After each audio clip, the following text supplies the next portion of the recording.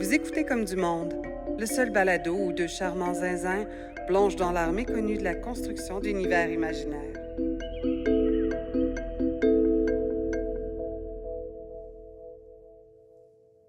Allô, Joël. Allô, Julien. Ça va? Oui, ça va, toi? Parce que j'étais comme confus. J'avais mon écouteur juste sur une oreille. Puis là, je pensais qu'il y avait de quoi qui marchait pas, mais finalement, tout fonctionne. C'est pour ça que tu entendais des voix. Tout à l'heure, tu m'as dit que tu entendais des voix avec tes écouteurs. Ouais. Ben, c'est flou pour les gens à l'audio, là, mais les sons viennent pas dedans l'écouteur. C'est comme si l'écouteur créait une caisse de résonance pour des sons extérieurs puis faisait que je les entendais mieux. OK. On Parce dirait que je suis fou. Parce qu'il y a en ce moment quelqu'un qui parle très, très, très loin de notre booth. Quelque part à l'UQAM, il y a quelqu'un Quelque qui part parle. à l'UQAM. Puis tu m'as dit, c'est quoi la voix? C'est quoi la voix? Ouais. Puis j'ai essayé d'écouter, puis j'ai entendu de façon très, très faible. Il y a quelqu'un qui dérange à peine. Puis j'ai fait comme voir que ça je pense que les auditeuristes n'entendent pas, là, Mhm. entre toi puis moi. Mhm. Hey, moi, on s'est jasé tout moi tout à l'heure Ouais. En mangeant un dosa. en mangeant un dosa. Puis C'est dosa ou dosa? dosa. Dosa. Et je veux jouer dans Valterreur. Ouais. Fait que là, y a-tu moyen qu'on puisse faire une game? Parce que j'ai envie d'habiter dans Valterreur puis de le tester. Fait que dans ma tête, l'expérience Valterreur, il y a quand même un certain focus. C'est pas un véritable bac de sable parce que mon but, c'est...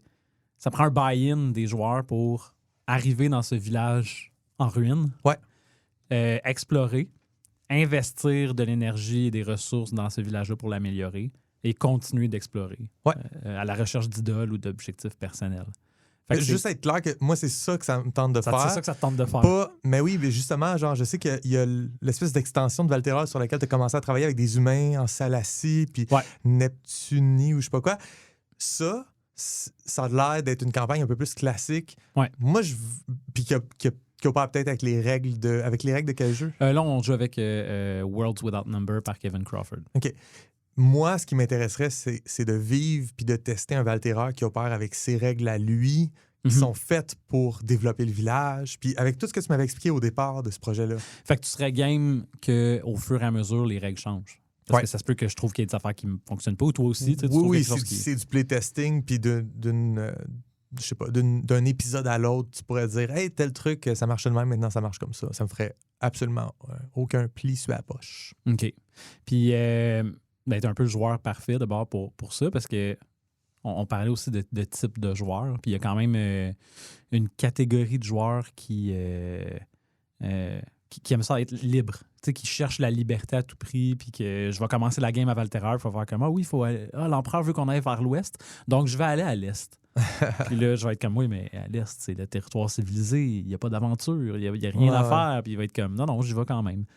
Fait que, tu sais, comme... Ben, tu sais aussi, tu m'as déjà eu comme joueur, c'est toi qui es mieux placé pour savoir si je suis capable d'opérer dans les... Ouais. Je veux dire, je me suis amusé à dépasser des lignes aussi des fois là, avec toi, mais Oui. je pense que si c'est ça le buy-in, si c'est ça le projet, si ce qu'on veut tester, c'est une game typique de Valterreur, puis que le concept, c'est une ville frontalière, puis de partir à l'exploration à l'ouest de la ville frontalière, puis d'y revenir, c'est ça qui m'intéresse, c'est ça que je ferais. Cool. C'est bizarre, on dirait que je suis en train de te faire une... Je te fais... Prends-moi. Non, mais pas juste ça, mais je te fais un sermon... un serment officiel de « Je m'engage à... » Non, mais en même temps, puis je dis ça, puis en le disant, je me rends compte que ça serait très cool aussi de regarder comment on peut déconstruire ce type de jeu-là, puis même jouer avec l'attente. Tu sais, imagine que pendant plusieurs parties, point de départ, c'est Valterreur, on explore, on découvre des affaires, on revient à Valterreur, on améliore Valterreur, on ressort, on explore. À un moment donné, la menace ou l'aventure tourne le regard vers l'est à la place. T'sais. Puis là, tout d'un coup, l'aventure se passe de l'autre côté, puis je viens de déconstruire le modèle. T'sais. Ben, je pense qu'il peut y avoir... C'est toi qui vois, là, mais moi, je pense que cette liberté-là que tu décris, qu'un joueur voudrait faire, c'est jour 1, je pars vers l'est, c'est juste du contrarianisme. Là. C'est juste d'être réactionnaire au projet proposé. Mais quand ça fait 20 parties que tu fais, la 21e, on fait un tour à l'est, c'est pas la même chose. Tu sais. Je pense que ça peut toujours arriver. Je pense par contre qu'il y a un aspect que je trouve cool, c'est que tu veux développer un système de règles pour la ville de Valterreur elle-même, puis son évolution. Puis ce système-là doit être testable aussi. Si on part à l'est dans le monde civilisé, on n'est pas en train de participer à ça. Non, c'est ça. Est-ce que ça peut être un genre de climax, une fin d'arc ou...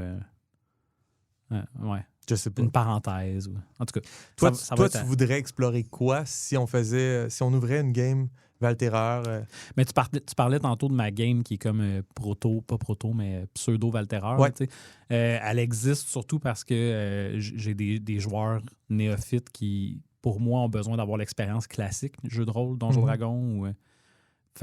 Puis tant qu'à faire de la prep, ben, j'aime mieux la travailler pour pouvoir rentabiliser mon temps puis avoir des trucs prêts pour le podcast. Fait que j'ai décidé d'amener ça ailleurs. Ouais. Fait que c'est sûr qu'en partant, si on veut le faire puis y aller vraiment avec mon pitch de départ, c'est de travailler des règles, comme tu as dit, pour qu'il y ait un développement de ville possible. Mais tu nous avais présenté des profils de personnages qui suivaient les règles de Troïka à peu près. Ouais. Ça, tu m'as dit après, t'aimes plus ça, tu veux un peu te détacher des règles de Troïka? Ben, ouais, en fait, c'est que j'essaie de trouver le système avec les règles qui. Tu sais, dans le fond, à l'étape où je suis en ce moment, c'est que je cible qu'est-ce que j'essaie de faire avec mon jeu. Mm-hmm. Puis, en ciblant ces choses-là, je regarde qu'est-ce qui existe dans l'offre actuelle qui utilise des mécaniques qui correspondent à ce que j'essaie de faire avec mon jeu. Puis si ça fonctionne, ben je peux m'inspirer de ça, je peux le prendre, je peux jouer dans un autre système. Fait que là, c'est dans ce pan-là du travail que je nage en ce moment. Mm-hmm. Et quand tu avais fait t'avais conçu un jeu que tu n'as jamais terminé qui s'appelle Le poids de l'hiver, c'est le titre de travail. Pas dans le cadre du podcast du tout, c'était longtemps avant, mais je t'ai vu commencer à travailler là-dessus, puis tu l'as amené jusqu'à un certain point, mais tu ne l'as jamais amené jusqu'au point testable. Mais ce jeu-là se plaçait dans un petit village avec des profils de personnages très précis. Même, on peut pas parler de classe, on va vraiment parler plus que... il y a des archétypes qui sont carrément des personnages du village. Ouais, c'était un hack de Troïka, par exemple. C'était vraiment les règles de Troïka. Ouais, mais ce que je veux dire, c'est que c'était... Ben, comme Troïka, j'imagine, est comme ça aussi. Mais c'était tout petit. Il y a un maire du village. Fait que c'est une classe. Mettons, je parle en termes de Donjon Dragon. Ah oui, c'est vrai. Du village, c'est une classe, mais il n'y en a rien qu'un. Il n'y en aura pas deux. Ouais. Fait que tu travailles avec quelque chose de spécifique. Mettons, si je compare avec Electric Bastion Land, qui est une ville aussi, mais qui est le contraire, où tout est immense et interminable. Puis, fait que genre, Valterra se situe plus pour moi dans ce spectre-là, du côté du poids de l'hiver ou de Troïka. Ben, je sais pas comment Troïka est, mais que c'est un cast très select avec un personnage qui joue une affaire. C'est tout petit, le village de Valterra, mais qu'au fur et à mesure de la vie du village, ça prend de la grosseur, puis ça devient de plus en plus ton Electric Bastion Land. Ouais, j'aurais aimé ça qu'il y ait cet aspect-là, que je pense que j'en ai déjà parlé en plus, que tes options de création de personnages augmente au fur et à mesure que je joue. Donc, pour que tu aies la chance de créer et de profiter de ces options-là, mais que les personnages aient des vies d'aventuriers courtes. Mm-hmm. Fait que je te parle pas d'une campagne de 20 niveaux, mais ça peut être quand même assez long. Mais quand ton personnage... Tout le concept de la retraite. La retraite, oui. Qu'il y a ça un peu dans les jeux Gloomhaven, Frosthaven. Ton personnage vient avec une condition de retraite, puis c'est comme ça que tu débordes des nouveaux éléments. Puis... Fait que, c'est sûr qu'effectivement, je pense que tu touches à quelque chose. Troïka, Electric Bastion Land, c'est tout des... Moi, dans tes profils que tu avais proposés, c'est ça qu'il faudrait que je check. Là. Qu'est-ce que j'ai le goût de jouer? Un berger édificier ou un arc-orangé, un disciple de l'arc-orangé. Il faudrait que j'essaie de m'en rappeler. Je me rappelle plus de toutes tes... Ben, ça va peupler nos varias, parce que là, maintenant qu'on sait qu'on veut faire ça, je vais peut-être... plancher un peu plus sur les règles puis avoir des trucs plus solides à en parler en début d'épisode de d'autres épisodes sur d'autres trucs. Absolument. Ben, écoute, à voir. Mais je voulais te communiquer mon intérêt. Peut-être qu'on commence pas ça tout de suite, mais parce que la vie étant la vie, mais à venir, bien sûr, moi aussi, cool. ça vient m'exciter beaucoup. Puis s'il te plaît, pas moi tout seul. Non. Sinon, c'est une date. Sinon, c'est une date. Écoute, je pense qu'on se fait déjà des dates. Fait que... Ouais. Hey, la dernière fois qu'on a fait un épisode d'entrevue, c'était avec Pierre-Marc Duguay. Oui. PM, chez nous. Mm-hmm. Puis on a trouvé ça tellement bon quand on a fait notre entrevue qu'on a décidé de récidiver et de faire une deuxième partie à cette entrevue-là. Si tu viens de te joindre à nous, tu es sur les ondes de choc en train d'écouter Comme du monde avec Joël Martin et Julien Lefort. Et cette semaine, on reçoit encore PM, Pierre-Marc Duguay. Voyons, on n'était pas tanné de l'avoir lu l'autre fois? Ben, c'était tellement bon qu'on s'est dit qu'on allait faire une partie 2. OK. Je rappelle à nos auditeuristes que Pierre-Marc est graphiste freelance et ancien animateur au Randolph Rosemont. On peut l'entendre au podcast Un Board Game Presque Parfait sur la chaîne du professeur Board Game 2 fois par mois. Et c'est la première fois qu'on fait ça. On reçoit pour une deuxième fois la même personne. À moins qu'on compte Annie. Mais Annie, c'est devenue notre chroniqueuse. Ouais, c'est ça. Mais là, pour la première fois, on a eu un invité, puis on a fini la conversation, puis on a dit ça n'a pas de bon sens d'arrêter là. On vient juste de commencer à rentrer dans le nœud. Fait que, salut PM. Hey! Allô? Pour vrai, je suis pas arrêtable quand on parle de board game. Fait que... Je sais, t'as ton propre podcast là-dessus. Ouais, c'est 3h30 ou 2 semaines, puis honnêtement, faut s'arrêter, là, parce que... Puis à toutes les fois, je fais la joke, je suis comme... Man, on a donc bien des choses à dire. Fait que toi, quand t'étais animateur chez Randolph, là, tu accueillais les gens, tu les recevais, puis là, ils se commandaient une bière puis une poutine, puis là, tu faisais comme... Fait que, il y a ce jeu-là, puis là, tu partais pendant 2 heures, puis ils mangeaient au complet, puis à un moment donné, ils prenaient la facture, puis ils ont joué à rien, ou... Non. Le Randolph, la culture, c'est plus de jouer en mangeant. Mais oui. C'est bon ça pour un jeu là, qui est comme vraiment pas fragile aux éléments, puis à la nourriture, puis à tout ce qui est gluant, puis mouillé. Puis... Ouais. Ah, ça s'est remplacé, c'est pas grave. L'expérience client domine. Ah ouais.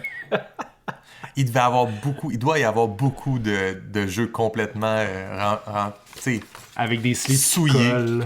Ouais, avec des sleeves qui collent. Ah ouais, nice. PM, la dernière fois qu'on s'est parlé... Épisode 31. Épisode 31, merci Julien, s'il y en a que ça intéresse. La première fois qu'on s'est parlé, on a parlé de quoi? On a couvert un peu le lien entre l'univers et la mécanique. Puis qu'est-ce qui fait que le jeu peut être cool quand il est immersif versus quand il est pas immersif, mais juste le fun à jouer, tu sais. Puis l'un, on dirait, comme en battement sur l'autre, tu peux pas avoir Tu peux avoir le beurre et l'argent du beurre. Tu peux pas avoir tout ça, sauf pour quelques exceptions que tu nous as nommées, puis qu'on est allé, on a accouru, nous autres, au Randolph pour l'acheter. Oui, puis c'est ça, dans le fond, je pense qu'on voulait encore parler de ces cas-là, aussi dans lequel il y a du world building. Ouais. Puis là, j'avais le goût encore d'en nommer plus. Ouais, ok, vas-y. Fait qu'on a fini la conversation, puis on parlait de Tidal Blades. Tidal Blades.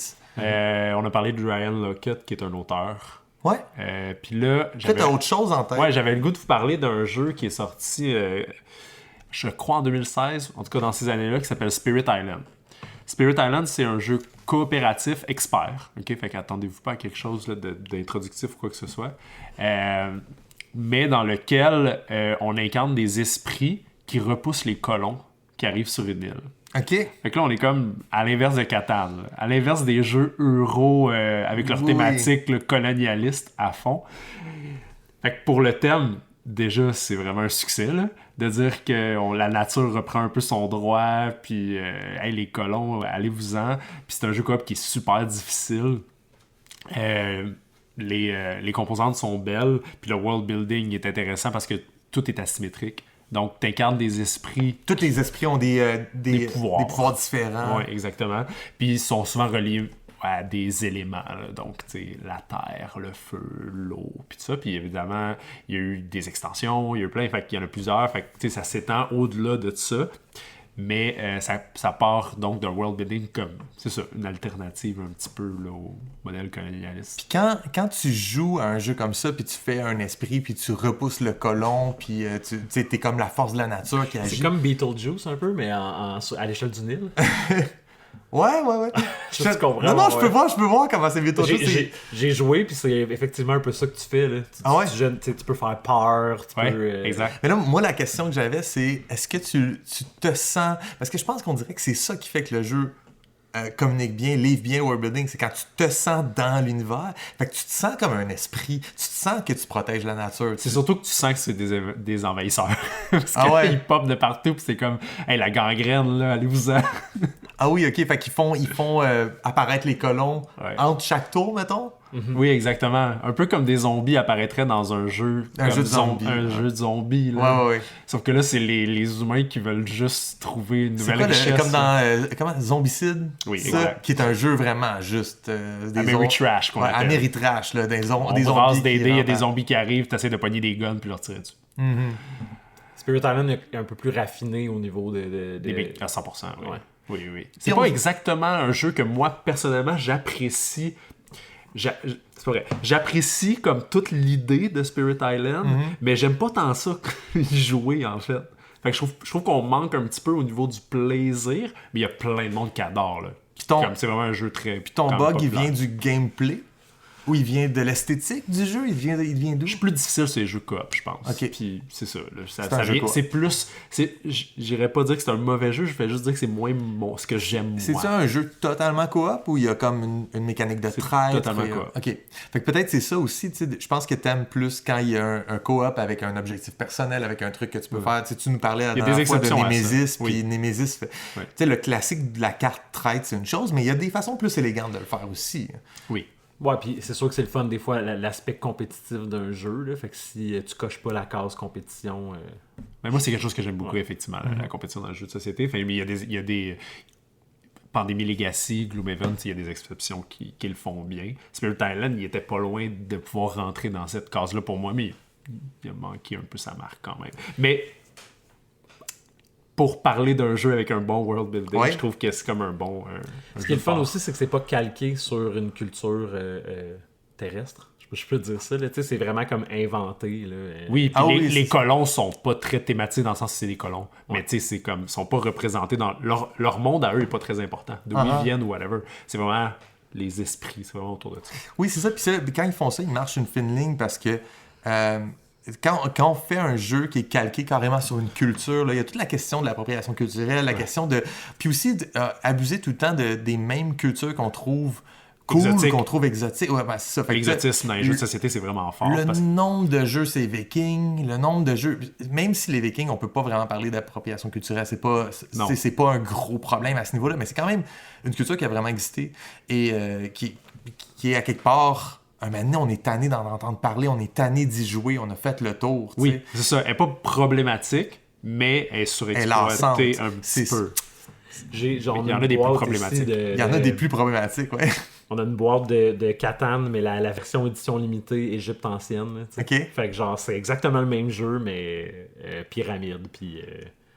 c'est juste un skin? C'est comme Monopoly de Zelda? Non, c'est ça. Il intègre des mécaniques des autres Catan, ils mettent tout ensemble. Ils en ont fait plein, d'ailleurs. Ils ont fait Game of Thrones, ils ont fait Star Trek, il y en a plein. Quand on t'a eu en entrevue la dernière fois, tu parlais de Cthulhu qui était quand même surabusé. Je pense qu'il y en a plein qui sont surabusés, mais encore plus... C'est encore plus une question où ça vient encore plus me froisser quand c'est une culture réelle de notre monde, puis tu fais comme, OK, là, on a fait le tour de ça. Ou encore, OK, mais ces gens-là n'ont pas de représentation autre que dans ton jeu assez... C'est parce que souvent, on dirait que pour que le jeu soit élégant, streamliné, avec des mécaniques simples, il faut faire de la simplification d'une culture complexe. Exactement. Oui, absolument. Tu as vraiment le point sur le bobo, je trouve. Puis là, sans pointer du doigt personne, en général, les Français aussi font beaucoup ça pour les jeux japonais. Ils ont une belle obsession pour le Japon quand même en France. Fait qu'il y a beaucoup d'exotisme japonais. Ah ouais. Est-ce que Rising Sun, c'est français? Non, c'est américain. Okay. C'est vraiment un jeu à l'américaine d'ailleurs. Non, mais je pense à, mettons, Takenoko. Ouais. On est un peu dans la glorification, comme de ce que l'idéalisation plutôt là, du modèle japonais. Le mysticisme oriental. Exactement. Ouais. Puis dans le board game, on tombe souvent là-dedans. Là. C'est les Européens en général. Là, je dis les Français, mais les Européens, juste at large. Là.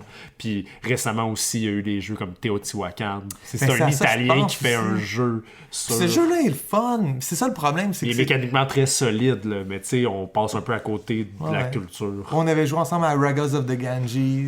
Oui, exactement. Ils ont des mécaniques super solides. C'est tous des jeux euros faits par des Européens. Oui, puis les mécaniques sont... Mais c'est juste genre, voici une culture mondiale. Ouais, on va faire qu'eux autres, ça donne un flavor à notre... Mais c'est pas pour ça que vous jouez à ce jeu-là. Les mécaniques sont presque abstraites, là, rendues là, puis ça pourrait être n'importe quel... C'est juste une opportunité de mettre des belles couleurs, souvent. C'est comme, il y a des belles couleurs en net, fait que là, on va mettre un jeu avec des belles couleurs, puis le monde va vouloir l'acheter parce que si tu veux pas aller là, t'es limité à ce que mettons que tu veux rester dans le monde moderne, pas dans le monde moderne, mais dans le monde réel. T'es limité à ce que tes jeux, ça soit des jeux d'économie britannique puis française, puis tu sais, comme Ouais, on a fait le tour. des Steam, puis des Brass, puis des choses comme ça. Ça passe, il n'y a pas de problème avec ça. Ouais. Mais à un moment donné, c'est laid, là. C'est pas laid, mais c'est toujours la même esthétique. Fait qu'on devient... Nos yeux sont tannés. Mais tu sais, Exact. quand tu parlais de Poor Things, l'autre fois, tu disais que c'était comme un genre de monde parallèle qui tirait son inspiration un peu de victorien, puis ben, t'as ça quand même dans le jeu de société aussi, puis qui peut être une avenue de créer un monde sans avoir à situer ton jeu, à le géolocaliser, puis à le mettre dans une époque. Mais comme Spirit Island. J'imagine, selon la description que vous me faites, j'ai l'impression que je suis en Polynésie ou dans une île de l'océan Pacifique, je sais pas laquelle, mais on dirait que c'est le feel que ça me donne. Mais si je joue au jeu, puis je regarde l'esthétique, je suis comme, ah non, finalement, ça fait plus océan Indien, ça fait plus... Tu sais, je sais pas de quoi ça a l'air, je l'ai pas vu. Mais ce qui est sûr, c'est que ce que j'entends, c'est que c'est pas une culture, on l'a pris puis on l'a foutu dans le jeu. Puis je pense que ça, c'est une bonne avenue, c'est une bonne façon de le faire. Oui, c'est une bonne façon de faire du world building aussi. Puis l'autre avenue aussi, c'est l'anthropomorphisme. OK? Root. Ouais. Oui. Moi, tu vois, avec l'anthropomorphisme, tu vas tout le temps me gagner. Exact. Je joue dans ces eaux-là. Là. Puis depuis une couple d'années... Root, c'est cool. J'ai toujours aimé Root. Je fais juste un petit aparté historique sur Ouais. le board game. Depuis Wingspan en particulier, ça s'est fait avant aussi, Root. C'est les précurseurs de tout ça, mais il y a eu un gros retour nature, thématique nature. Là, Parce que là, comme on veut être plus... C'est pas du greenwashing, mais comme vous comprenez, là, c'est à la mode, fait qu'on fait des jeux nature. Là, il y a un jeu québécois qui succès mondial. Earth, ce qui est super gros en ce moment. Exactement. Fait que thématique nature, ça marche. Ark Nova, l'autre année d'avant, c'est comme... Ah oui, Gardens... Ah, man... Il y en a beaucoup. Tu sais, t'entretiens comme ton paysage, ton jardin miniature avec des petits arbustes, là. OK, tu me regardes pour personne- trouver un autre mot Je que vais en revenir- arbuste, Je vais en mais... revenir tantôt avec ce jeu-là, c'est correct. OK, c'est bon. Mais il y a Mais Evergreen, mais je pense pas que tu as joué. Non, c'est pas ça. Ok. Bref, mais c'est dans l'aspect comme contemplatif de la nature. Exactement. Il y en a plein. Puis, donc, Road s'inscrit dans ça, mais il Ben, t'a fait une guerre avec ouais, ça. ouais. Non, mais c'est cute, c'est nature. Bon, après, ça, c'est très superficiel parce que c'est un jeu de guerre, finalement. Ouais, mais aussi, tu sais, l'esthétique de Wingspan puis de Root sont pas comparables. Les deux sont nature, mais il y en a un qui est Atlas naturel, tu sais, Ouais, mais le cute. National Geographic, l'autre est cute, là. Oui, mais je te dirais qu'il plaît un petit peu dans la même mouvance, Ok. là, tu sais, de dire comme on veut des beaux jeux maintenant, l'espèce de méditerranéen, look euro, beige, tu sais, c'est comme tout en contraste par rapport à ça. Oh, C'est ça que je veux dire. On s'éloigne d'Agricola. Exact. Fait que là, on est un petit peu plus comme retour nature. Tandis que, évidemment, le Root, particulièrement, c'est ça que je veux parler, ça, on incarne une faction dans un monde qui a été créé pour le jeu, basé aussi sur le fait que en parallèle avec cet illustrateur-là, Kyle Ferrin, si je me souviens bien de son nom de famille, puis qui donc aide à créer ce monde-là à travers son art aussi. Puis là, on incarne soit les chats de la marquise du chat, soit les C'est comme oiseaux. un pouvoir capitaliste, là. Exactement, c'est ça. Ils ont chats. toutes les... Fait que là, ils ont toutes leurs petites sauces, soit économiques, soit politiques, là, un petit peu, mais ils les ont donc rendues en animal, en anthropomorphisme. Puis ils ont créé un monde avec ça. Puis là, ça a tellement été un jeu à succès parce que le jeu est juste excellent que ils ont fait des extensions. Fait que là, après ça, tu peux acheter une extension. Puis là, boum, là, t'es rendu avec d'autres unités, d'autres races. Ils ont fini un moment donné là, de faire leurs extensions puis leurs espèces à comme 10 espèces en tout, ou 8 ou 12. Ou... Fait que, La dernière, c'était les taupes, Il y en avait puis 4. les écureuils. Les écureuils, c'était la dernière. Non. Ah, je sais Il y en avait 4 dans le jeu de base, mais la campagne de sociofinancement incluait 2 que tu pouvais acheter en surplus. Donc, on peut dire que le jeu de base venait avec 6 finalement. Ok. Là, mais c'est les l'extension. loutres puis les lézards. Ouais, la première exactement. extension. ok. Après ça, la deuxième extension, c'était les taupes puis les corbeaux. Les corbeaux Puis la dernière extension, c'est les rats. et les écureuils. Non, c'est pas les écureuils, c'est des blaireaux. Mais il y en a un avec un écu.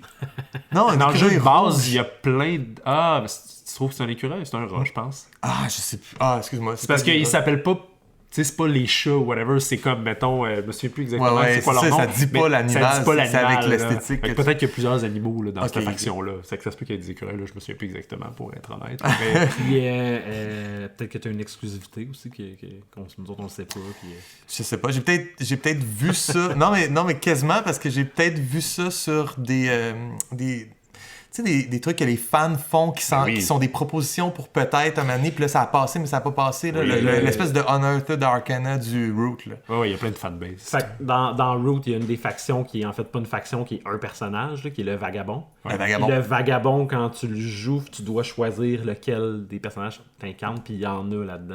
Là. S'il n'y en a pas un dans lui qui est un écureuil, dans la version jeu de rôle, il y a beaucoup d'illustrations qui ont été faites en supplément pour le jeu de rôle, puis il y a des écureuils. Ok, ben regarde, moi je vais garder mes écureuils, je vais rester dans ma bulle. Vous pouvez continuer la conversation entre vous. Fait que ça, c'en est un exemple. Fait que Root, il y a un jeu de rôle aussi. Oui. Ouais, qui est un Powered by the Apocalypse, là, propulsé par l'Apocalypse. Je savais pas que c'était sur les règles de On a juste fait PTBA. 2 parties. Ok. Ouais. C'est moi qui ai été très ambitieux sur la gang avec laquelle je voulais jouer. Là. Comme du monde avec des horaires complètement différents, avec du monde qui vivent loin un de l'autre. Là. Ah, le jeu de rôle. Ouais. Le problème numéro 1, c'est qu'on est des adultes. Ouais. Mais il y avait quand même une... étant donné qu'il y a une faction qui est le Vagabond, en fait, là, le jeu de rôle prend ce concept-là du Vagabond, puis l'utilise comme personnage dans un jeu de rôle. Fait que tous les joueurs s'entendent pour être comme un des vagabonds dans une bande de vagabonds. Ok. Il y a plusieurs archétypes de vagabonds qui est un peu comme ta classe de personnage. Là. Ouais. Puis tu joues un jeu de faction justement avec les autres factions du jeu de base ou même des extensions. Là. Fait que tu vis dans un monde en guerre, puis tu peux avec tes actions obtenir les faveurs ou tu peux comme te mettre en opposition avec une faction, tu peux devenir comme recherché par une faction. Fait que dans le TTRPG de Root, tu ne peux jouer qu'un raton laveur. Toujours. Tout le monde joue un raton laveur. Non, parce que le vagabond n'est pas nécessairement un raton laveur. Ok. Le vagabond, c'est un membre de ce monde-là qui appelle le Woodland. Là. Qui n'est pas affilié à une faction. ouais, C'est juste que dans le jeu de base de Root, c'est un raton laveur. Mais après ça, il y a La des... miniature. La miniature. La est- miniature, c'est ça. Mais ok. ta carte que tu choisis, il y en a un qui est un chat même, là, le psychopathe, là, lui qui a un masque. Puis qui Oui, met- oui, Ah, je me souviens de ça, Oui. oui. Ouais. C'est Lui qui vraiment fait juste Scorched parce- Earth. Exactement. Oui, la carte Scorched Earth. Ah ouais, qui fait juste péter de Oui, qui est une très bonne carte. Ouais, il utilise sa torche pour mettre le feu à une clairière. Fait que, ouais, c'est ça. Tu choisis quel animal t'incarne, puis il y a tu sais, comme... Il y a l'archétype du... je pense qu'il y en a un que c'est le samouraï. Là. Fait que ton vagabond, c'était quelqu'un qui servait un seigneur. Puis là, tu choisis les raisons pour lesquelles tu suis plus ton seigneur. Puis c'est quoi les idéaux. Puis c'est quoi les liens que tu as avec les autres. Fait qu'ils ont vraiment, je trouve, en tout cas, bien utilisé. Mon rapport à l'histoire d'écureuil, je sais d'où il me vient. Là. Ça m'est revenu. Puis je trouve que c'est un bon segue vers quelque chose, fait que je le dis. Je pense que c'était quand on a joué la version pré-lancement de l'extension avec les taupes Ouais. et les corbeaux. On a joué à ça, toi puis moi, en Dans une 2019, convention. à Columbus, en Ohio. Ouais. Fait que je pense que ça mène à cette conversation-là. Toi puis moi, on a déjà essayé de concevoir un jeu de société ensemble. 1 ou 2. 1 ou 2 ou 3 ou... je sais pas. Il y en a qui comptent plus que d'autres, là. Ouais. On peut peut-être en parler un peu, mais dans cette volonté-là, qui n'a jamais mené à autre chose qu'aller une fois à une convention à Columbus, Ohio. Ouais. Mais il y avait cette conversation-là qu'on a déjà eue sur... On les intègre dans quel univers, ces jeux-là. Fait quoi, je te lance la balle. Veux-tu en parler? Je pense qu'on était parti d'une mécanique plus qu'un... On est vraiment parti... En fait, c'est pas vrai. On est quasiment parti d'une simulation. Ça dépend duquel... Ah, OK, oui. Ouais, mais non, mais notre Le jeu, gros, là. Ouais. On voulait rendre le côté... OK, on voulait illustrer c'est quoi les défis de naviguer sur un bateau à voile, un voilier, dans un jeu de société. Parce qu'on trouvait que c'était, de un, non d'exploiter, et de deux, un bon challenge de se dire comme est-ce qu'on est capable, à travers des mécaniques de jeu, un petit peu abstraites quand même, le fun, de dire que comme on apprend un peu aux gens comment naviguer avec le vent. Ouais. Okay? Fait qu'on Oui, est parce parti que de tous les jeux, il y en a plein. Ça aussi, c'est une thématique qui a abusé la piraterie aux affaires de même. ou même des trucs qui se passent sur la mer, puis il n'y a aucun de ces jeux-là qui t'apprend d'une façon ou d'une autre à vivre, être sur la mer. C'est toutes des histoires de commerce, Le de déplacement, guerre, il est compté en termes de... T'as 3 déplacements. Ouais. Mettons Age of Sail, c'est juste ça, là. Tu fais juste avancer avec ton bonhomme. Exact. Puis où, mettons, il y en a un... C'est quoi le nom de ce jeu? Everdell? Non.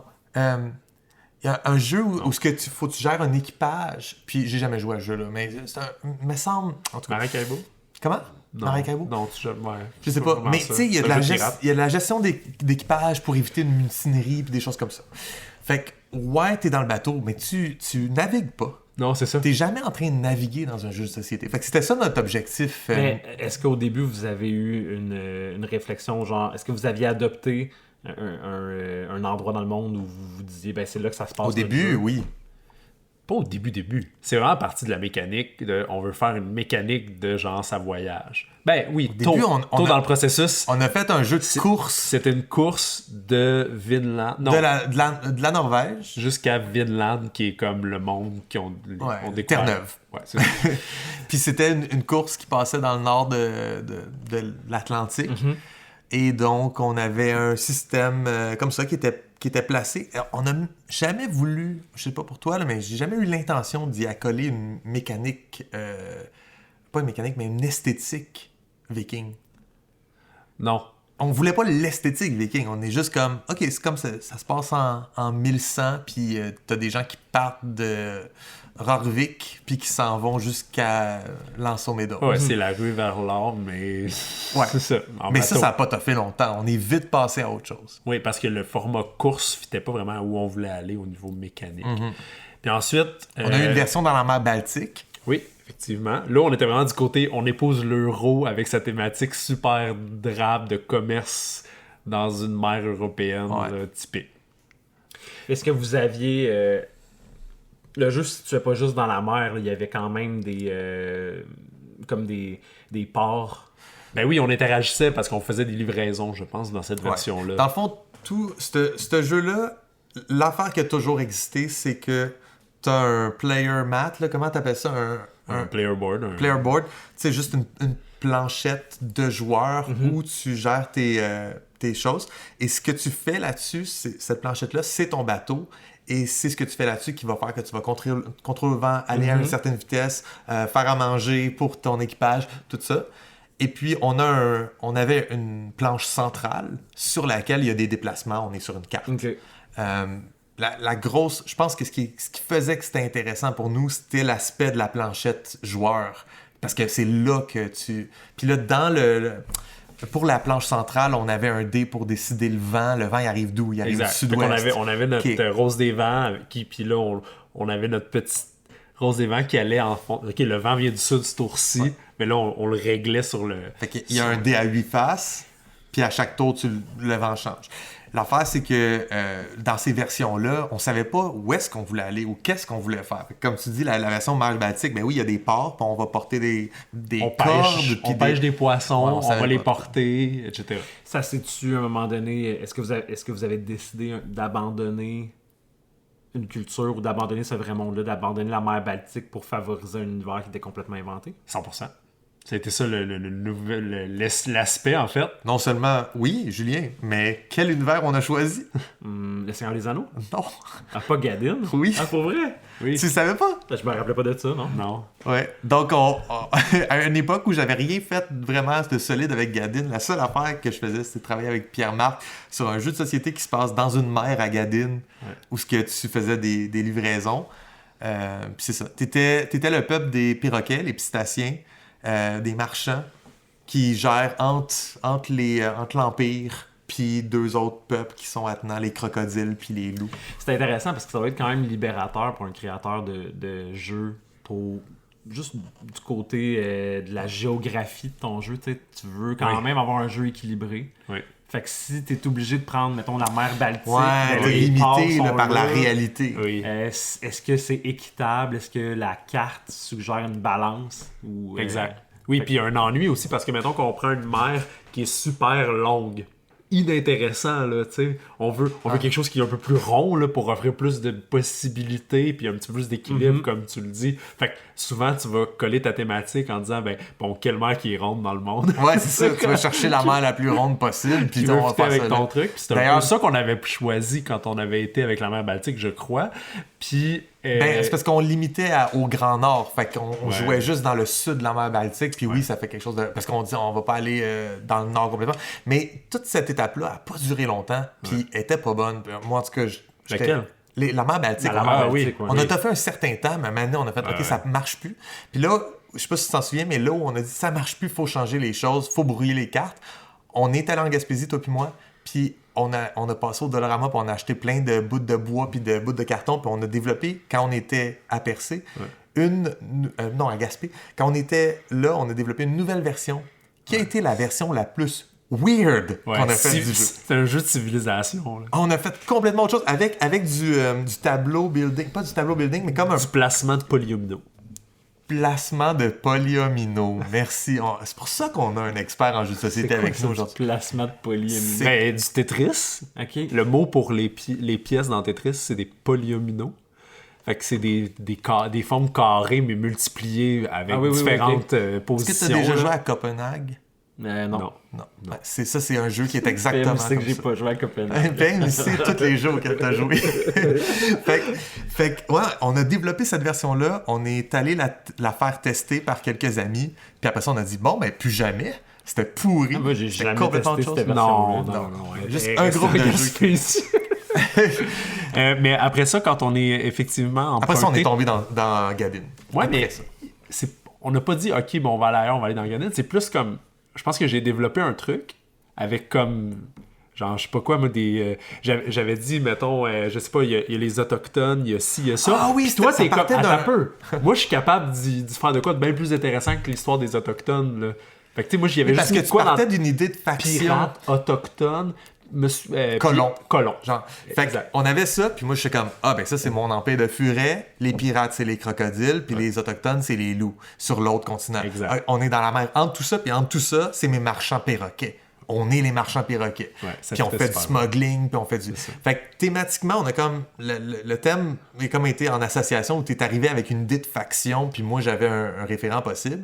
Mais après ça, on n'a jamais vraiment pris le temps de développer Gadin parce qu'on s'en foutait. On voulait juste un jeu qui avait des mécaniques qui étaient intéressantes. puis reste Puis on qu'en était bout de dans ligne- une mer, on voulait naviguer. C'est ça qu'on voulait. En bout de ligne, ton jeu, il n'y aura pas un livret de 300 pages sur Gadin. Non, tu sais. c'est ça. Il va avoir des illustrations évocatrices avec des perroquets, des loups, puis des furets, puis des couleurs, puis je pense, pour vrai, là, Si je fais le livret de 300 pages, j'ai raté ma shot. C'est ça l'affaire. Ouais. C'est pas ça un jeu. C'est pas ça que je suis supposé faire si je fais un jeu. Puis de le situer dans un univers inventé, ça l'élève au point où, quand vous avez commencé à raconter votre histoire de jeu, j'étais comme, un jeu de bateau, tu sais. Puis à partir du moment où ça se passe comme, je sais pas, c'est juste le visuel d'avoir comme des perroquets anthropomorphes, des furets, des loups, dans une mer inventée, des conflits inventés. Déjà, ça l'élève la qualité, je trouve. Ça Ce jeu-là a l'élève. tout ce qu'il faut. C'est pour ça qu'on l'a publié, hein? Il est publié, PM?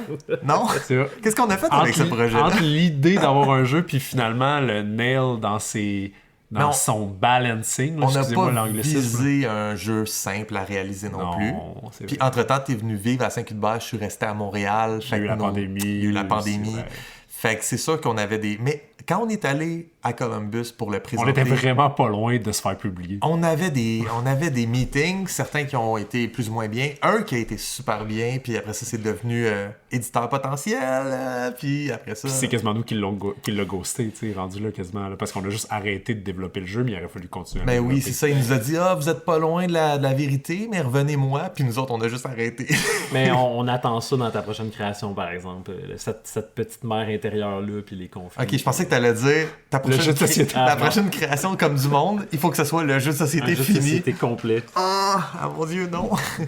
Je sais pas, j'ai pas le goût de nous envoyer là parce qu'on est avec les Serpentiens de l'autre bord de la Ouais, planète. c'est vrai. En tout cas, Tu parlais tantôt de faire un livret de 300 pages puis de dire que tu avais raté ta shot. Hier, on a joué un jeu avec des images. En tout cas, moi, ça me plaisait comme image. Je sais que ça a divisé un petit peu les opinions à table. Mais c'est un jeu vraiment simple. Comment ça s'appelait? Faraway. Puis c'était évocateur au point où on se questionnait, il y a des paysages un peu extraterrestres, il y a des personnages sur les cartes qui ont des costumes, des couleurs. J'avais un personnage qui avait 2 têtes. Il y a une volonté de créer un univers. Ouais. Puis tout était caché dans le livret d'instructions. Fait que quand on jouait au jeu, on vivait absolument rien là, de cette démiurgie-là, à part le visuel, un peu comme quand on a parlé de Scythe, là, c'était visuel, puis le reste était dans le livre. Fait qu'on dirait que la clé, c'est peut-être de tu sais, c'est évocateur, mais il faut que ça soit tellement évocateur que tu as l'impression que tu es dedans, même sans lire le livre. Parce que personne ne va lire le livre. Les gens qui lisent le livre, c'est pour lire les règles. Ouais. À moins que tu inclues le world building dans ta description de règles, puis que mais tu sais... En général, ça, c'est vraiment une attrape, par contre. Ah ouais, parce que pour vrai? ce que ça fait, c'est que c'est super dur, après ça, l'expliquer. Parce que là, t'as toute ta terminologie de ton world building. Quand défausser ta carte, c'est un terme qu'on utilise déjà, puis que tout le monde comprend. Puis là, toi, tu utilises Si tu inventes autre un mot. autre terme pour défausser la carte parce que tu veux qu'il fitte dans ton thème, c'est affreux pour l'explication de la règle. Peut-être dans l'iconographie, il y a quelque chose à faire pour que ça soit une icône qui représente ce que c'est thématiquement plutôt que ce que c'est manuellement. C'est ce que Faraway faisait un peu. Là, t'as toute une iconographie qui nous dit absolument rien, mais ce que ça fait, c'est qu'on finit Ok, par... ben finalement, ça marche pas. On finit par le traduire dans nos termes. Oui. Fait qu'il y avait ça, comme c'est un genre drôle. de pot un peu stylisé avec des feuilles qui sortaient du pot. On a fini par appeler ça un ananas. Parce Fait que moi, ça me c'était prend jaune pis vert. Là, Ah ouais? Ça prend 3 ananas pour réussir ça. Il y en avait un qui c'était un genre de... Ça ressemble à un 6, mais fait que c'est comme une clé finalement. Oui, C'est la comme clé. quand je t'échange ton mouton contre mon argile, même si dans le livre de Catan, il est écrit que ça s'appelle un pré. Ouais, c'est Genre, ça. non, c'est mon mouton, là. maintenant. Ouais, exact. Oui, Fait que oui. puis il y a un danger aussi, je pense, quand ta mécanique est un peu abstraite ou non engageante, parce que dans Faraway, c'est vraiment comme on place des cartes, on fait des points. Mais dans un jeu où tu es engagé, tu vis le monde, tu sais, comme mettons votre jeu qui n'a pas existé. Tu sais- non, mais reste que tu vis dans ton monde, fait qu'il y a du conflit, il y a du commerce, fait que là, tu travailles le monde, mais de placer des cartes pour former un tableau. Dans un jeu de 20 minutes qui se veut... Tu sais, comme ils ont collé un beau thème, on peut pas leur en demander plus, pour vrai. Là. C'est un jeu de 20 Non. minutes. Oui, Ah là, c'est un ok, petit jeu de non. cartes de 20 minutes, là. Je veux dire, comme, ils peuvent pas essayer de nous rentrer dans la gorge un world building, Non, là, non, ça non. va juste être dans les jambes, ça marchera pas, tu sais. Puis c'est ça aussi dans les jeux très abstraits. Tu vas pas t'attendre. Tu sais, mettons Hive, Oui. il y a un thème clair, puis je le feel. Ça n'a pas besoin d'aller plus loin. C'est un jeu C'est un jeu abstrait, ouais. un jeu complètement abstrait, sauf pour le fait que, OK, mais si c'est cet insecte-là, c'est normal qu'il y agisse comme ça un peu, tu sais. D'ailleurs, une petite dernière chose qu'on pourrait parler, c'est que souvent, ça peut vraiment aider à prendre en main le jeu, de dire que ta thématique, elle fonctionne avec ta mécanique. Comme là, la sauterelle dans Hive, je m'en souviens, même si ça fait 5 ans que j'ai pas joué à Hive, qu'est-ce qu'elle fait, la sauterelle? Ah ouais, fait que c'est elle saute facile. par-dessus la pièce. C'est facile de rouvrir la boîte puis de rejouer sans aller dans le livret de règles parce que les règles sont auto-explicatives. Brillant. Exactement. Fait que ça c'est un autre signe où, comme là, il y a un petit, effectivement, un brio qui se passe là, dans cette jonction-là entre le thème puis la mécanique. OK, fait que tous les jeux qui ont été nommés aujourd'hui sont recommandés, hein?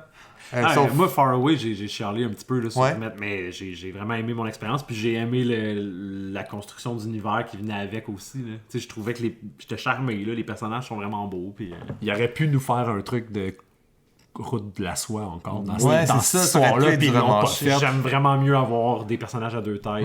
Puis Un peu des flyé. symboles que je comprends pas. Puis tu sais, c'est quand même drôle là, qu'on traduit dans nos têtes des symboles ça nous est inconnu. Fait qu'on dit, ben c'est une ananas. Ouais, c'est ça.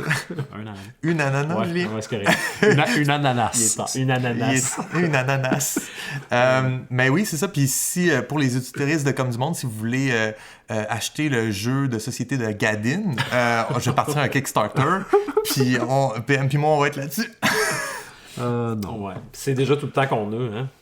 Ouais? Ben oui. Bon, OK. Je plug rapidement que le jeu que je parlais tantôt, c'est Tank Garden. J'ai pas joué, c'est pour Ah, ça. ok. Puis que... Un jeu auquel t'as pas joué. Que Spirit Pierre Island, Marc, c'est je sais c'est quoi, par 2017 aussi. 2017, Spirit Ouais, Island? Errata, OK. ouais. Errata Ok. sur Ouais, 2016. c'est Ça ça. OK, cool. Ouais, mais merci d'avoir encore accepté notre invitation. fait plaisir.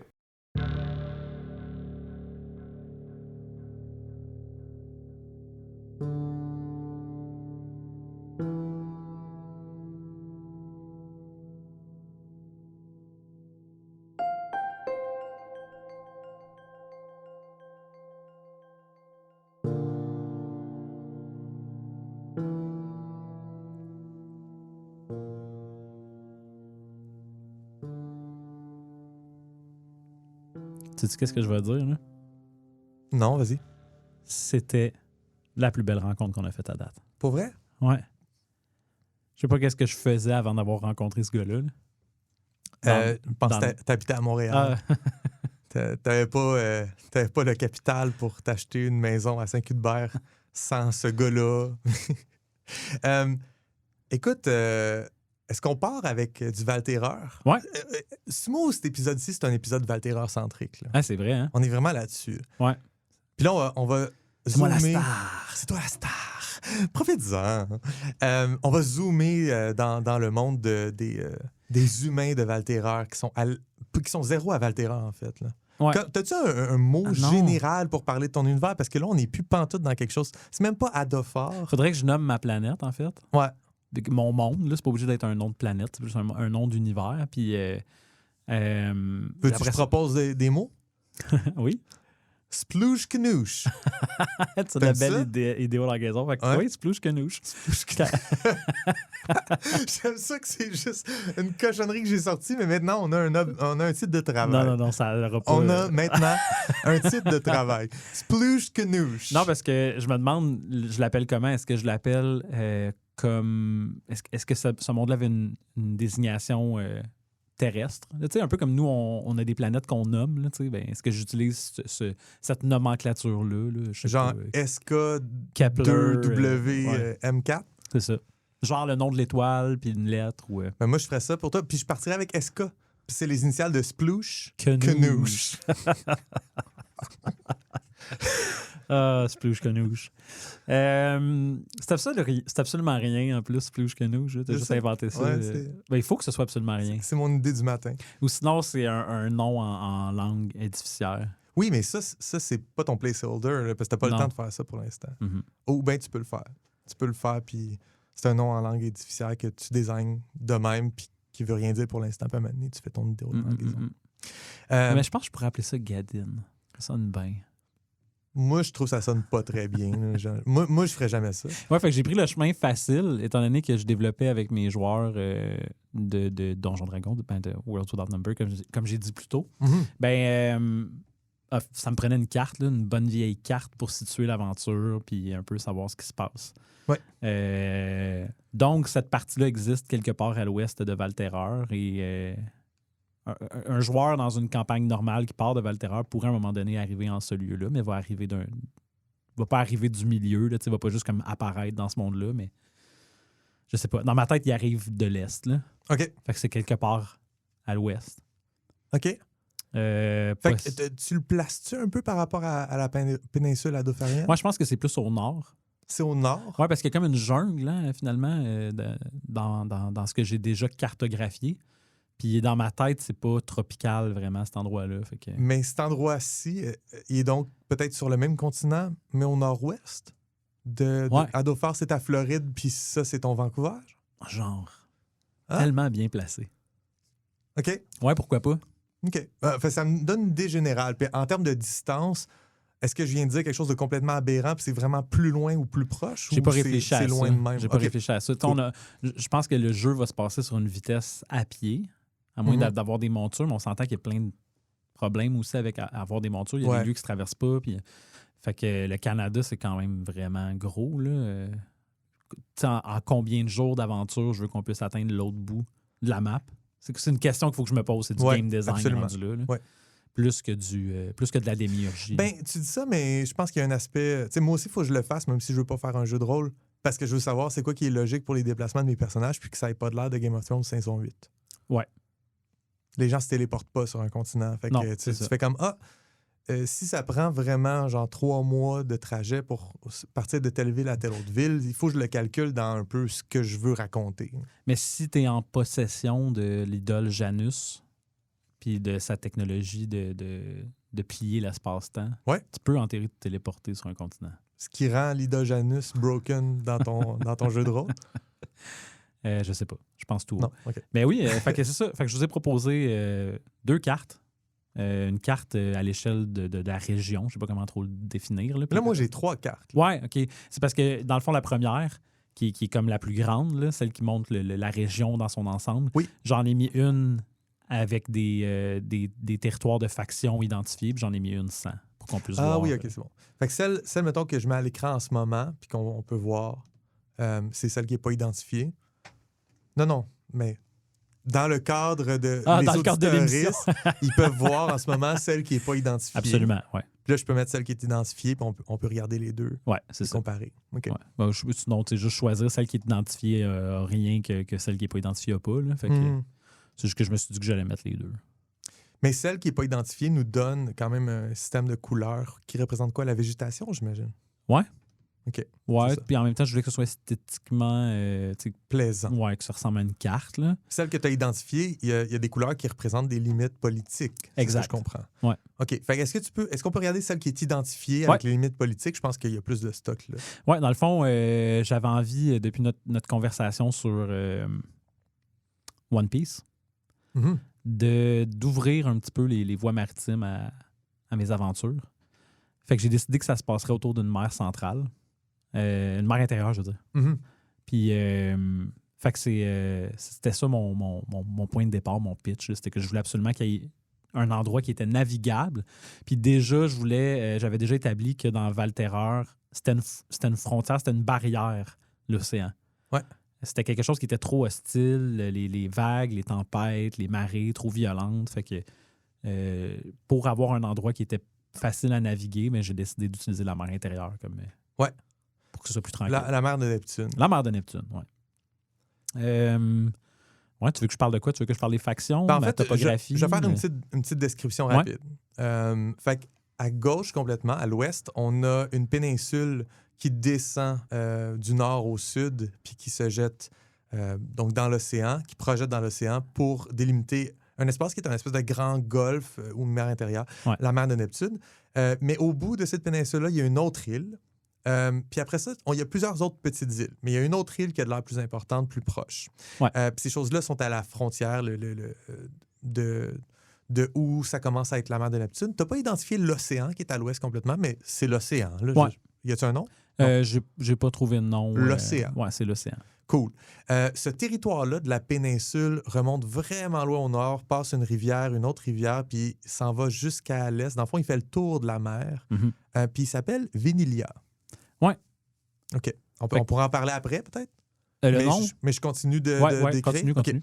Au nord de Vinilia, au nord-ouest, il y a un autre espace qui s'appelle Silva qui a de l'air de commencer puis de partir vers l'extérieur de la carte avec un autre projet.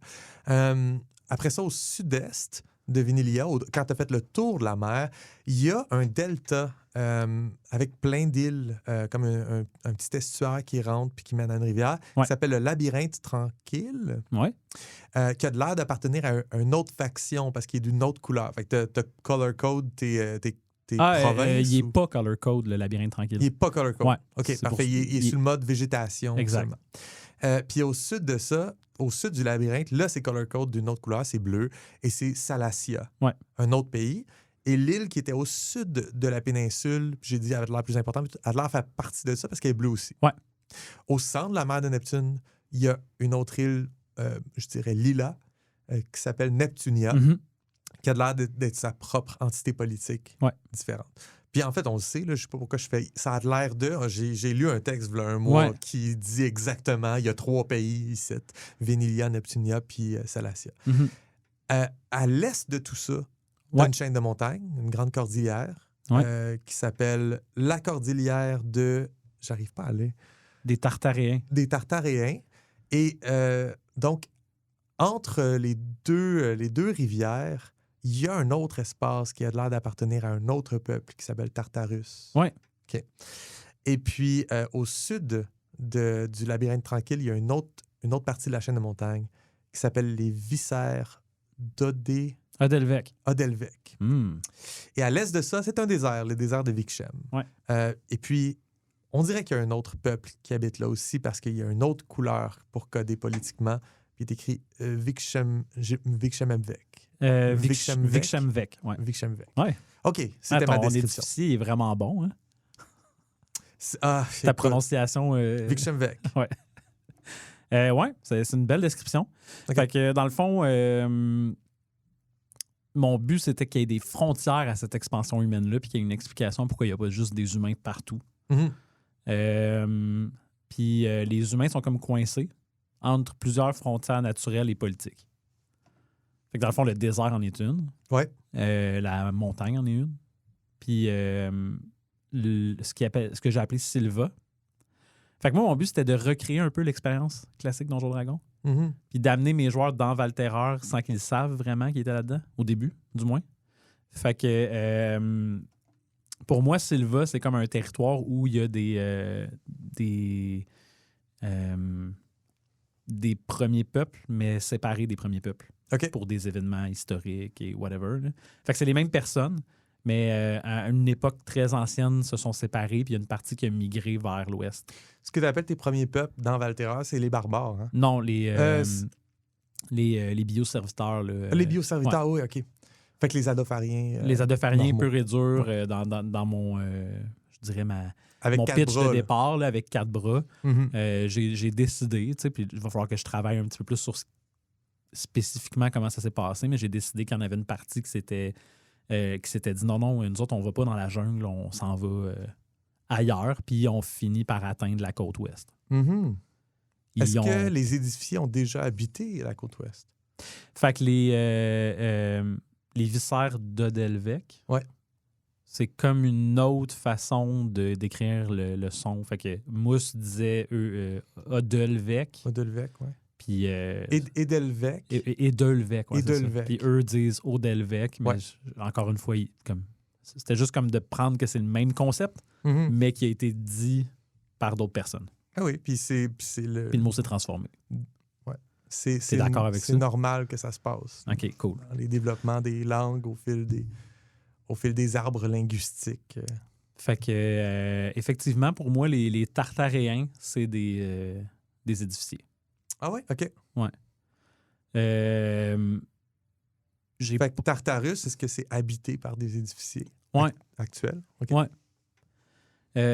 J'ai pas encore beaucoup développé, fait que j'espère pas trop que tu me poses des questions là-dessus, mais je voulais les intégrer d'une certaine façon, fait que je leur ai donné un territoire. Je pense qu'ils ont les mêmes superstitions un peu, fait qu'ils sortent pas beaucoup de leur galerie. Pourquoi j'ai pas pris le même comme dessin que si tu veux sur l'autre carte? Tu sais, j'avais fait comme des genres de termitières, là, Ouais. des fourmilières géantes. Je pense que eux, ça donne que c'est des montagnes. Tu sais. Puis ils habitent vraiment dans des montagnes. Fait que ce serait comme des édificiers qui se sont réfugiés dans des montagnes plutôt que dans des fourmilières géantes. Puis est-ce qu'ils croient, est-ce qu'ils connaissent le croque-mitaine, le Xelek Zéchek Sachel-Zedev? Ben, ça me fait une full grosse porte ouverte parce qu'on le sait que Xelek Gesed Asek Jedef, Tu veux dire Xelek Zéchek Axel-Zedev? il est parti, le dévoreur d'au-dessus, on sait que il s'est séparé, si tu veux, un peu des édificiers avant de les replonger dans la superstition. Fait que est-ce que c'est... Puis on sait qu'ils peuvent vivre virtuellement éternellement. Là. Ouais. Fait que est-ce qu'il est peut-être là, il est peut-être dans ce territoire-là? Qu'est-ce qui est arrivé? Tu sais, ça me permet d'explorer qu'est-ce qui s'est passé. Est-ce que son Aussi- plan a bien fonctionné? Aussi, puis- on se rappelle que c'était un plan de lui puis les oncles de... tu sais, lui Ouais. et ses frères ou lui et sa gang. Ouais, il y avait comme une élite édificiaire qui voulait... Mais il y a d'autres édificiers qui existaient. Tu sais, peut-être qu'il y a eu d'autres factions qui ont mené à cette culture-là, puis C'est pas ça. la sienne, ou Ouais. je sais pas. Fait que ça me donne je trouve un beau... Est-ce que pour toi, il y a un risque qu'il existe des édificiers tu sais, de l'âge d'or qui ont survécu, pas, tu sais, qui ont gardé leur culture puis qui continuent le travail futuriste d'édificiers? Ouais, totalement. Fait que ça pourrait être des édificiers idiots comme Mousse ou ça pourrait être des édificiers De haut niveau. de haut Ouais, niveau aussi. qui n'ont jamais régressé, qui n'ont jamais... Oui, absolument. Puis, Ok. puis, tu sais, ça vient un peu répondre à ce que je disais tantôt. Je disais que je voulais l'expérience Donjon Dragon. Tu sais, les liches. Les liches Ouais. Mhm. qui sont comme des magiciens morts-vivants, tu sais. Éternel, Éternel et all-knowing. Fait que ça me permet de présenter un édificier qui est immortel. Ouais. Puis qu'est-ce que ça fait sur quelqu'un d'être immortel? Tu sais? Peut-être que le corps est immortel, mais est-ce que le psyché de la personne en reste intact? Tu sais? L'isolation, Fait que... Ben, c'est la grosse question sur l'immortalité aussi. Là. Qu'est-ce qui se passe avec ta personnalité quand tu as tout vu, tout connu, puis qu'il n'y a plus rien qui va t'impressionner? Puis on le voit avec des gens, des vraies personnes centenaires, là, Ouais. que je sais pas si tu as déjà rencontré des gens centenaires ou tu as vu des entrevues ou quelque Ouais, chose, mais absolument, ouais. du monde qui sont extrêmement juste comme Ouais, ça ou autre chose, tu sais. Eh ouais. J'en ai vu d'autres, là. exactement. Puis les gens qui sont totalement lucides à 100 ans, souvent, ils font comme, ben regarde, pas vrai. Après les 6 guerres les plus importantes du siècle que j'ai vécues, puis après le... Tu sais, Ben, à un moment donné, il n'y a plus rien qui peut m'atteindre de Ce que les vampires de Anne Rice vivent là. un peu aussi. Là. Oui. Fait que clairement, quand t'es immortel, c'est un truc, ça. Là. Ouais, fait que ça j'aime ça, là, jouer avec l'aspect... J'en ai-tu des édificiers immortels qui sont là puis qui opèrent en isolation depuis on sait pas, une période de temps indéterminée. Tu sais. Mhm. Fait que oui, je me garde ça parce que ça arrive souvent là, que tu prends un module, puis là tu regardes, OK, c'est un donjon, OK, c'est bon, c'est qui règne sur ça? Ah, un lich, mettons. Ouais. Mais moi, je veux pas qu'il y ait dans mon monde des genres de wizards, magiciens immortels, que leur esprit est dans un phylactère. Un phylactère. Fait qu'à la place, ben, je l'ai, tu sais. Il existait déjà dans mon monde, ce bonhomme-là, ce monstre-là. Puis Ouais. je trouve qu'il est beaucoup plus intéressant parce que c'est pas juste un mort-vivant. Je peux jouer avec le bien, le mal, toutes les nuances. Ben, c'est sûr qu'il y a sa propre saveur. Tu sais. Ouais. Maintenant, on est tanné de voir le mort-vivant. Fait que là, ça a une autre couleur, un autre mode. Puis c'est d'expression. leur découverte technologique, mais ça s'apparente à la magie. Tu sais. Fait qu'en bout de ligne, je peux comme reskinner un lich en édificier. OK. Ouais. Fait que gros spoiler pour les gens qui jouent dedans, hein, parce qu'on sait maintenant que c'est là qu'ils habitent. C'est l'exéchec, c'est C'est pas ça que j'ai dit, par exemple. Mais moi, je le dis. Ouais. OK. Puis si on regarde l'autre carte, Ouais. celle qui va dans le labyrinthe. Fait que je veux que tu m'expliques c'est quoi ce labyrinthe. En fait, c'est un marécage géant. OK. Salé. OK. Comme un barachois. Ouais, genre. Puis, il y a là-dedans... Tu sais, j'ai mis un genre d'oiseau, là. Mm-hmm. Ben, ça a changé souvent, là, ce que je mettais là. Je mets une bébite à des places qui sont comme dangereuses ou semi-dangereuses. Puis, OK. j'ai mis un oiseau, je me rends compte que c'est zéro menaçant. Tu sais. Ben, ça a l'air d'un héron, mais avec une hupette, comme Ouais. si c'était un cacatoès. Ça a déjà été un dragon, puis là, je l'ai changé. Il n'y avait pas de symbole de main. J'aurais mis une main, mais il n'y en a pas. T'as-tu mis c'est un animal hybride entre un héron et un cacatoès. Tu sais, comme un centaure, c'est entre un humain et un cheval, mais là, c'est un héron et un cacatoès. Wow! Wow! C'est quoi cet animal-là? C'est une photo d'oiseau que tu as juste pas J'ai comme un bundle de symboles dans Wonder Draft. OK, génial. Mais là, il représente quoi réellement? Mais il représente qu'il y a un danger. Là. Ah, OK. Fait que ma frontière naturelle entre la Salacie et la Venilia Salacia, je ne sais pas francisé encore.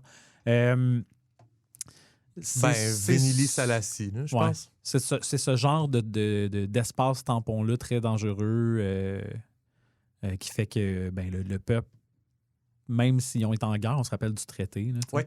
C'est une zone qu'on peut juste pas traverser à moins d'être très préparé. Ça, c'est une carte qui est, pour toi, tracée après le traité? Avant le traité, parce que, je sais pas si tu te rappelles, dans le traité, je parle qu'il y a une île que les Salaciens sont dessus. Puis là, il faut que les Salaciens la quittent. Ouais. Parce que c'est la petite île qui est en bleu. Parce qu'ils perdent leur droit de naviguer, les Salaciens. Ils m'ont dit que c'est deep, le monde qui viennent de se joindre à nous. Salut! Oui, c'est ça. Il y a ça qu'il faut dire. Là. Il y avait un traité. C'est quel épisode, là? Attends, c'est l'épisode 29. Je suis pas sûr. Non, l'épisode 31. 31, ouais. 31. Fait que dans l'épisode 31, le texte que j'ai livré, c'est un traité de paix entre les deux nations principales qu'il y a sur la carte. Puis l'île mère, c'est l'île qui est en bleu sur la carte. Qui est au bout de la péninsule. Zoom out, au bout de la péninsule. Les Salaciens l'ont envahi. C'est pour ça qu'elle est bleue ici. Exact. Mais là, après le traité, elle retourne à la Vénilie. C'est ça. OK. Puis, pour être honnête, j'ai fait la carte avant le texte. Parce que la carte, ça fait un petit bout que je travaille dessus. Est-ce que cette carte est diégétique, Julien? Oui. OK. Fait que... elle serait tracée par des Véniliens, des Salaciens ou des Neptuniens? Des Véniliens. Puis, elle est surtout celle qui est zoomée. Là, parce que, je sais pas, sûrement que tu as remarqué, mais il y a des noms pour les villages qui sont véniliens, puis il n'y a aucun nom pour les Salaciens. Puis les Salaciens, j'avais déjà parlé qui étaient un peu plus nomades. Ouais. Fait que c'est approximatif, les endroits, puis les Vénéliens utilisent les symboles qu'eux ils sont habitués d'utiliser. Là. Il y a eu du commerce à ce place-là, je vais mettre un village. Fait que c'est pour ça qu'il y a un côté avec beaucoup d'informations, un côté avec peu d'informations. Fait qu'on voit qu'en Vénélie, il y a le port de l'Ukraine qui est à l'ouest de cet espace-là, fait que dans la mer qui donne sur la mer de Neptune, pas sur le labyrinthe, là, pas sur le marécage. Au sud de ça, il y a une route qui mène jusqu'à Gramine, qui est vraiment en plein centre de l'espace marécage, du côté nord, mais comme en plein centre côté en termes de est-ouest. Puis après ça, une autre route qui mène vers le sud à la déchirure, qui est l'estuaire, qui devient la rivière qui monte jusqu'aux montagnes, qui s'appelle Marâtre. C'est un autre village, j'imagine. Oui. Puis au nord de ça, tu as Orlande et puis finalement Fort-d'Hélène, qui est en montagne, en amont d'une autre rivière qui part vers le nord. En passant, juste parler un peu de tes rivières, ça marche. Là. Contrairement, tu sais, à un moment donné, tu m'avais présenté une carte puis j'avais dit, mais ces rivières-là n'ont pas de sens parce qu'ils descendent pas de nulle part puis ils s'en vont pas de nulle part. Ben là, ça fonctionne. Tout descend d'une montagne puis mène jusque dans la mer. Oui, j'y ai porté une attention particulière. Yes. Puis je l'ai montré même à des amis qui font des cartes. Je ne l'ai pas montré à toi parce qu'on fait le podcast, fait que j'étais comme, je ne vais pas comme y montrer ce que je vais y montrer dans un épisode, mais en préparation, je l'ai montré à des amis, puis il y avait comme une place que ça ne marchait pas bien, puis je l'ai arrangé, puis j'étais quand même assez fier à la fin là, de qu'est-ce que ça donnait. Mais je vais t'avouer que ta péninsule est brisée par, dans la carte zoom out, là, la péninsule est brisée par plein de petites rivières. Ça veut dire qu'il y aurait une chaîne de collines au centre de la péninsule. Parce qu'il faut que ces rivières-là viennent de quelque part. Ah oui, tu as raison. Mais ça se peut. Pas nécessairement des grandes montagnes, mais il y a comme une élévation au centre, en plein centre, qui est comme une dorsale, si tu veux. C'est nécessaire, sinon ces rivières-là n'ont pas de sens. Oui, mais c'est comme ça. Si j'avais une carte topographique, tu verrais là, qu'il y a une élévation. Puis même chose pour ton île-mère, il y a clairement une colline au centre de l'île. Absolument. Ouais. Parfait. C'est juste qu'à un moment donné, j'ai slacké sur le symbole la montagne parce que c'était partout des montagnes. Fait que j'étais comme, je pense que je vais mettre comme ma chaîne de montagne, je vais la placer, mais le reste, pour ce qui est mineur. Parce que vraiment, la carte, puis moi, c'est un conseil là, que je donnerais à des gens qui dirigent des jeux de rôle. La carte que j'utilise le plus à table, c'est la carte qui est zoomée. Ben oui. Parce que pour moi, de dire je m'en vais à l'autre bout du continent, ça fait pas de sens. Fait que moi, c'est la carte que j'ai donnée à mes joueurs, puis c'est l'aventure se place dans ce lieu-là. Et si le joueur décide de partir au nord de Port de l'Ukraine, tu peux y montrer la grande carte de c'est à peu près ça, là. Ouais. Mais c'est pas ça le but de la game. Ben non, mais la campagne se passe s'ils pas, vont, là. ils peuvent y aller. Là, mais moi, ce que je leur donne au départ, ce qui fait du sens pour des gens qui viennent de Marâtre. Là, c'est de là qu'ils viennent, tes personnages? Exact. OK, Marâtre. Ouais. Fait que, Puis dans comment j'ai nommé les lieux, là, étant donné que les Vénéliens, c'est matriarcal, puis c'est très... la Cybèle, la grand-mère, Magna Mater. Fait que là, j'ai décidé comme d'utiliser des prénoms féminins, de les changer. Puis quand c'est un mot féminin, de faire comme si c'était un prénom, de l'utiliser. Puis Marâtre, mais c'est juste comme une mauvaise mère. Fait que Orlande, c'est une façon de dire Rolande. Fait que j'ai utilisé des noms comme ça pour... Est-ce que tu peux me parler un peu d'urbanisation, d'urbanisme, de choix sur tes villes, tes villages? Sont à quel niveau de civilisation? Qu'est-ce qui se passe? Par l'Ukraine, c'est la ville la plus grosse de cette région-là. Ça a l'air à ça avec l'iconographie que tu as faite aussi. Là. Il y a des statues, il y a un phare, il y a une grosse ville. Il y a l'air d'avoir des bateaux qui sortent de là. Oui, c'est très commercial comme endroit. C'est aussi le lieu d'accès principal pour la Salacie. Fait que tout ce qui vient de Salacie doit maintenant passer par l'Ukraine, part de l'Ukraine, parce que les Salaciens n'ont plus le droit de naviguer. C'est le plus gros port sinon. Fait qu'il y a une importance pour ce lieu-là. Puis tous les autres petits villages servent de soutien, si tu veux, à part de l'Ukraine. Fait que Gramine, c'est vraiment comme c'est ultra agricole. C'est les greniers de port de l'Ukraine. C'est les greniers de port de l'Ukraine, puis même possiblement qu'il y a de la bouffe qui part en bateau. Là. Marâtre, c'est un poste d'échange. Avec les Salaciens. Oui, c'est là qu'on peut traverser facilement sans avoir à passer par le marécage. Est-ce que la traverse de la déchirure se fait en bac, en traversier? Oui. OK. Il n'y a pas de pont. Il n'y a pas de pont. C'est ta question. Oui. Fort-d'Hélène, c'est juste parce que c'est la frontière de la Vénélie. Fait qu'il y a un poste... c'est la frontière, il faut occuper le territoire si on veut pas que, mettons, les gens du désert ou peu importe. Là, Fait qu'il y a des gens du désert qui peuvent attaquer. Ouais. Est-ce que ces gens-là sont des humains? Non. Oh! J'aime ta face quand je pose des questions, puis tu fais comme je voulais pas que tu m'amènes là, Non, là il correct. faut pas que j'en parle. Ces gens-là, est-ce que c'est des premiers peuples? Non plus. OK. Ouais. Est-ce que c'est un suivre. peuple qu'on a déjà vu? Ou c'est un nouveau nouvelle nation? On pourrait dire que c'est une nouvelle nation, que c'est un nouveau... ouais. Oui, puis je sais pas si je peux aller... Oui, je vais aller là. Il OK. y a un des joueurs qui voulait jouer un peu l'archétype du nécromancien. Mhm. Fait que... puis ce désert-là, j'en fais mention dans un autre texte. Encore une fois, le testament de l'édificier à sa fille. Les déserts de sel du Vichem. OK. Fait que la couleur n'est pas bonne. Là. J'essaie de justifier pourquoi il pourrait avoir juste comme un désert de sel à cet endroit-là. Là. Est-ce que tu as fait une petite recherche sur Pas comment encore. les déserts de sel existent Va falloir que je en fasse Bolivie, mettons? là? Oui, exact. Il va falloir que je fasse ça. OK. Mais en même temps, si c'est un lieu d'expérience, parce qu'il dit on a séparé la tombe dans les. Mhm. Est-ce que c'est un effet secondaire d'une exposition? C'est ton Los Alamos. Genre. Ouais. Trinity a explosé là. Fait que OK. j'ai quelque chose de fertile là, pour avoir comme d'autres types de personnages qui pourraient venir de. Ah oui, c'est ça. Puis le sel m'apparaissait être comme un petit peu emblématique de conservation. OK.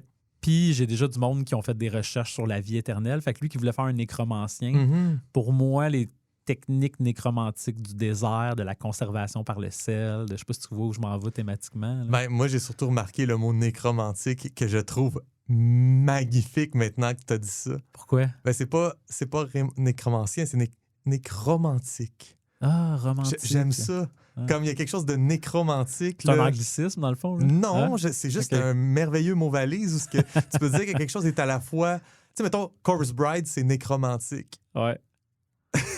OK, je comprends. Ouais. Non, je trouve ça hot. Est-ce que ton personnage est très nécromantique ou.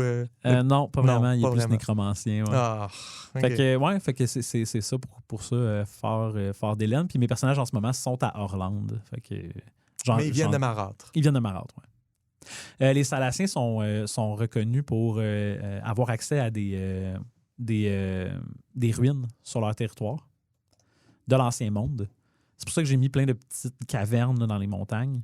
Donc, il y a beaucoup de leur commerce qui vient de là. OK. Ils pillent l'Ancien Monde, tu sais. Puis là, ils trouvent des affaires, puis ils sont comme, on va aller vendre ça. C'est quelque chose qui peut être super payant. C'est un petit peu comme le Gold Rush. OK, oui. Je vois, genre. Puis, Tu as des gens que leurs personnages sont basés là-dessus ou leur vie est basée là-dessus. ouais, mais les Salaciens, c'était beaucoup ça. Fait que là, maintenant, ça prend comme une nouvelle façon d'aller chercher ces ressources-là parce qu'il y a quand même une demande, même si les Salaciens ont plus le droit de naviguer. Fait Ouais. que les personnages, en ce moment, dans ma partie, ont entendu une rumeur de comme quoi il y aurait des ruines, mais en territoire vénilien. Fait que là, Mais là, le simple fait que les Véniliens ont le droit de naviguer puis pas les Salaciens, puis les Véniliens peuvent faire du smuggling de biens Salaciens. Ouais. Fait qu'il peut y avoir plein de gens qui... Tu te pars une business, tu t'achètes un bateau de Vénilie de part de l'Ukraine, puis toi, tu fais juste l'aller-retour en Salacie pour ramener des biens. Ouais, fait que ce que ça fait, c'est que ça crée des liens entre deux peuples qui s'affrontaient il n'y a Ouais. pas si longtemps. Parce que dans le fond, si toi, t'es Salacien puis tu vas dans des ruines chercher des trésors, puis tu as besoin après ça de les revendre, ben moi, j'ai le droit de naviguer, mais ça me tente pas d'aller dans des ruines. Fait qu'il Ouais. y a des nouveaux liens qui se tissent. C'est drôle parce qu'en parlant de liens qui se tissent, Ouais.